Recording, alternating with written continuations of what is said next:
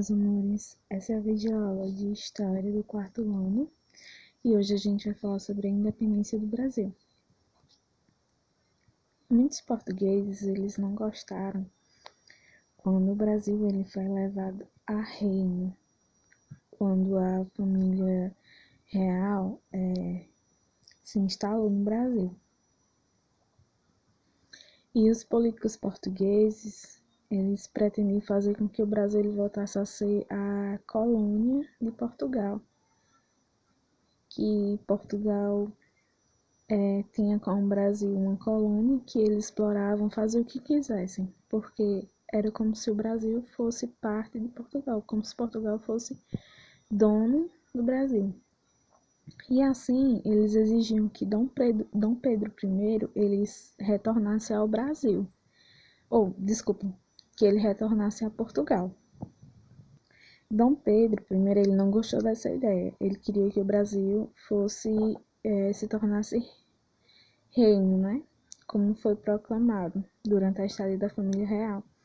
E as pessoas também, os brasileiros, eles não aceitavam mais voltar à posição de colônia de Portugal. E os partidários de Dom Pedro I pediram para que o príncipe não retornasse ao Brasil, ou seja, as pessoas que faziam parte desse governo novo do Brasil pediram que Dom Pedro I não voltasse para Portugal, já que a sua presença era uma garantia de que o Brasil seria mantido na posição de reino.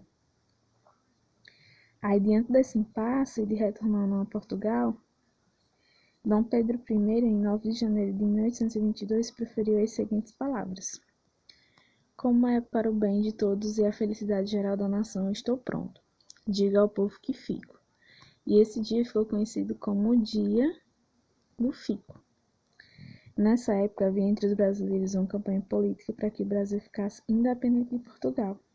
E Dom Pedro I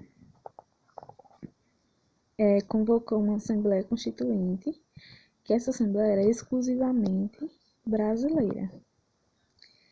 E tinha a missão de estabelecer leis que tivessem de acordo com os interesses do Brasil. Eles não queriam ter nada a ver com Portugal, então eles Dom Pedro I convocou essa Assembleia Constituinte e começou a proclamar leis para o Brasil, exclusivamente para o Brasil. Os políticos portugueses eles não aceitaram quando a notícia da Assembleia Constituinte brasileira chegou a Portugal, fato que acelerou o rompimento entre Brasil e Portugal. No dia 7 de setembro de 1822, no Riacho Ipiranga, Dom Pedro I recebeu a notícia de que muitas de suas decisões haviam sido revogadas por Portugal. Muito contrariado, Dom Pedro I deu o grito do Ipiranga, erguendo a sua espada e dizendo: "Independência ou morte." Ele também se declarou defensor perpétuo do Brasil e cobrou para si o título de imperador constitucional. Ele recebeu o título de imperador em 12 de outubro de 1822. Mas ele teve que retornar a Portugal para assumir o trono. Caso contrário, ele perderia o direito à coroa portuguesa. E muitos brasileiros temiam que Dom Pedro I se transformasse no rei de um grande império luso-brasileiro, forçaram a abdicar do trono do Brasil. Mas, entretanto, para não perder seu domínio no Brasil, Dom Pedro I deixou seu filho, Dom Pedro II, como sucessor. Mas tem um problema. Nessa época, Dom Pedro II, ele era uma criança, ele estava apenas com 5 anos de idade, então não poderia governar o Brasil, né? Porque ele era uma criança e tinha esse pequeno probleminha aí. Pequeno não, esse grande problema, né?